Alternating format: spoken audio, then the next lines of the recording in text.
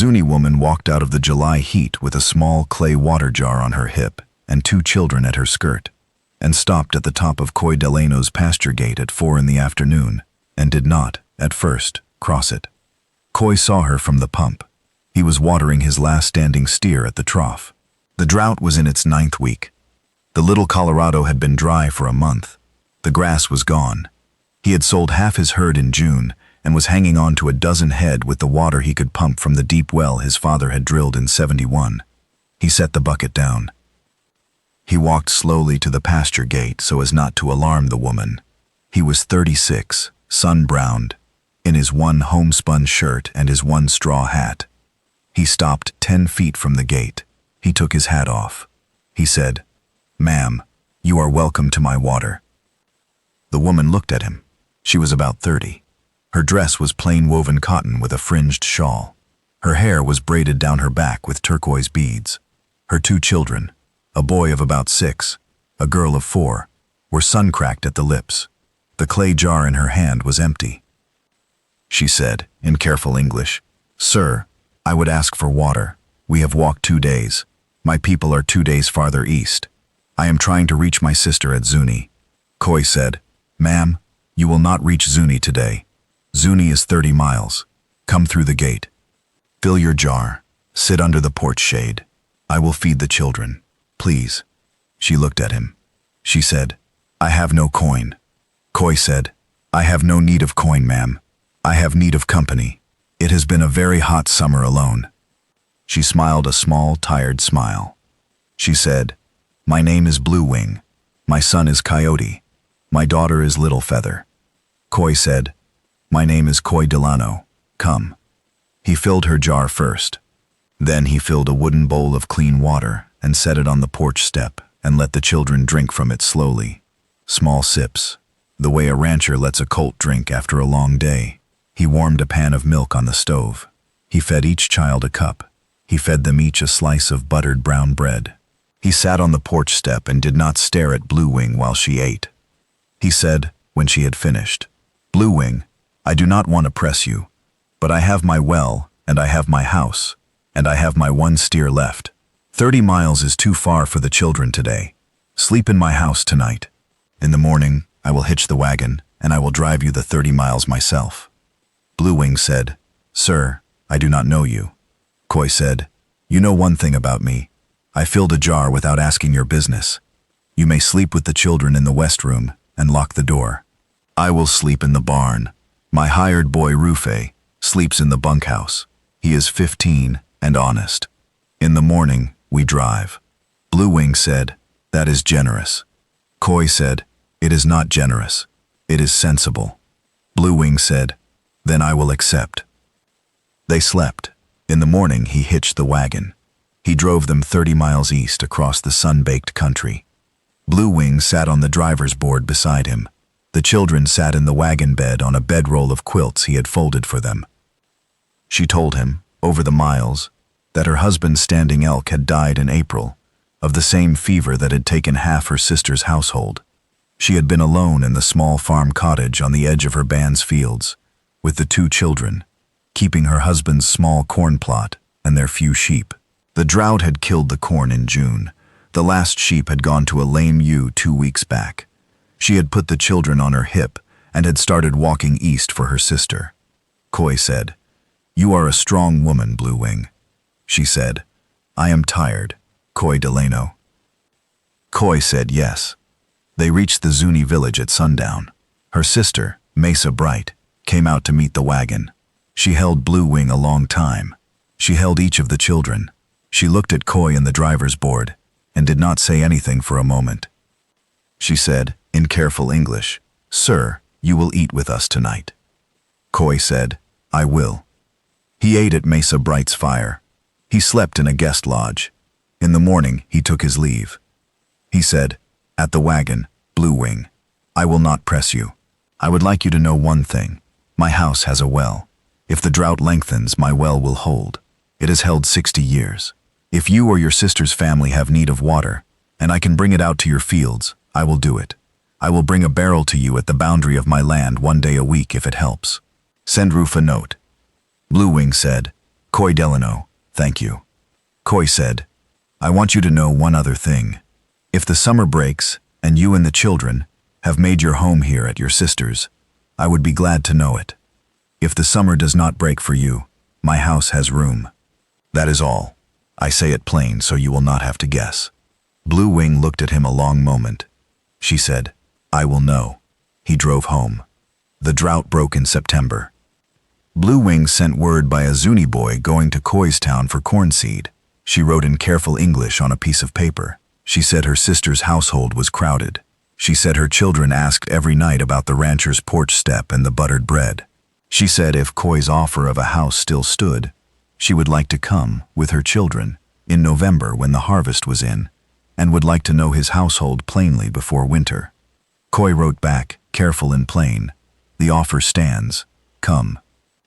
She came in November on a mule with the children behind her. Rufe met her at the gate.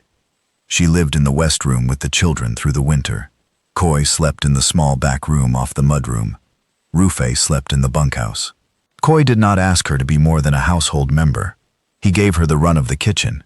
He learned that Coyote could ride a small mule sensibly, and that Little Feather could gather eggs without dropping them, and that Blue Wing could weave a small rug on a plain loom she set up in the corner of the parlor. They spoke over supper, about the ranch, about the children, about Standing Elk who had loved beans and had laughed at his own jokes and had, once, in a bad winter, walked 12 miles in snow to fetch a doctor for a neighbor's baby that had not, in the end, needed a doctor. About Koi's Nell, who had died 4 winters back in a runaway when a green colt had bucked her against a corral rail on a Sunday afternoon. Koi had found her at dusk. He had not, until January of that year, been able to say her name aloud to a stranger.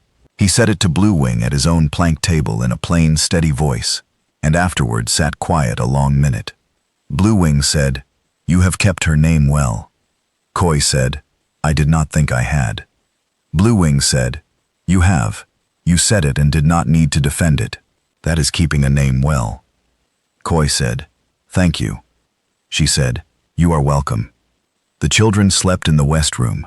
Rufe learned Blue Wing's small stove tricks and made his own coffee, 2 shades better on her methods. Little Feather learned to read 3 words of English from Koi, cat and sat and hat. Coyote taught Koi how to say 5 Zuni words, of which Koi could only reliably remember 2. Blue Wing did not correct his pronunciation more than she needed to. By January, he could not remember what the house had been like without them. He told her so at supper on the last Sunday of January. She said, Koi Delano. He said, Blue Wing. She said, I have been waiting for you to say it. I would like to be your wife. I would like Coyote and Little Feather to be your children. My sister will bless it. My people at Zuni will bless it. The Christian preacher at your town, I have met him twice, has told me he will bless it. Koi said, Then he will bless it, and my people will bless it, and we will marry. The circuit preacher married Koi Delano and Blue Wing in the front room of the Delano Ranch on the last Sunday of February. Mesa Bright rode in from Zuni. Rufe stood witness for Koi. Mesa Bright stood witness for Blue Wing. Coyote handed the ring on a folded piece of red cloth. Little Feather ate 3 pieces of Mrs. Rufe's mother's shortbread and was politely reprimanded for the 4th by Rufe himself. Afterward, on the porch step, Blue Wing sat with Koi and watched the pasture go gold under the last winter sun. The little Colorado was running again. The well was full. The steer was fat. The house had a woman and 2 children in it, and Koi Delano, who had watered a stranger's clay jar without asking her business, sat with his wife's hand under his hand and did not know how a man was supposed to hold this much luck without breaking it. He held it very gently. 2 years on, in July at the Delano Ranch, no drought this year, Koi Delano stood at the corral watching his 2 children ride ponies down the pasture with a small dark-haired baby brother, Sky Delano, 7 months old, asleep in the crook of Blue Wing's arm on the porch. Mesa Bright, visiting from Zuni for the week, was making corn cakes on the stove. Blue Wing came down the porch step to Koi. She said, Husband. He said, Wife. She said, Do you remember the day at the pasture gate? He said, I remember. She said, I did not know if you were a man who would fill a jar without asking my business. I had walked 2 days. I had asked at 2 homesteads. Neither had opened the gate. I knew before I asked that if you were the same kind of man, the children and I would be sleeping in the sage that night. I had already accepted it. Koi said, "Blue Wing." She said, "I am telling you this so that you know what you did that day. It was not a small thing. It was the thing." Koi put his rough hand along her cheek. He said, "Blue Wing, I filled the jar because your children were sun-cracked at the lips. I did not know it was the thing.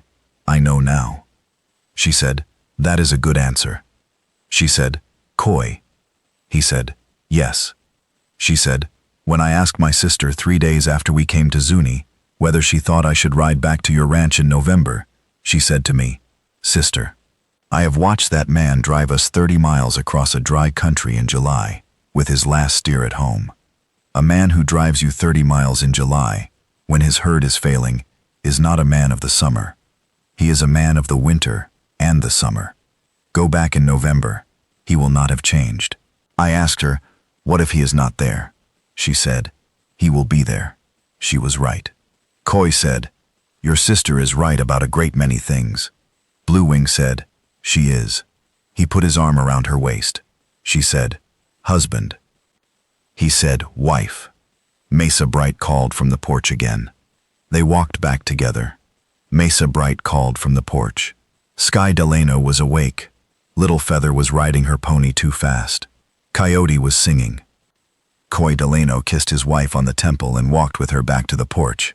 And Blue Wing Delano, who had walked 2 days across the summer flats with an empty jar and 2 sun-cracked children, because she had run out of every other choice, understood that the good slow country had, in its good slow way, given her a rancher's pasture gate at 4 in the afternoon on a Wednesday, and, in that opening, the whole rest of the household she had almost lost the strength to hope for.